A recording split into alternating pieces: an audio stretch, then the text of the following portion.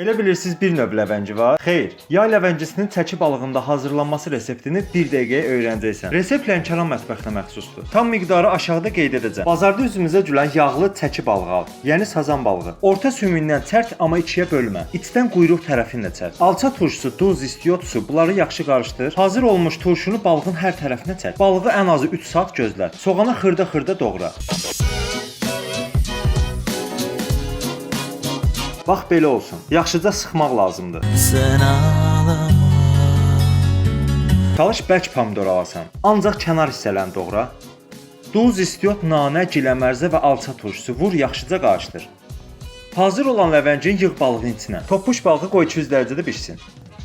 Hazırlayan hər kəsə nuş olsun. Bu cür videoların davamı üçün takipdə qal.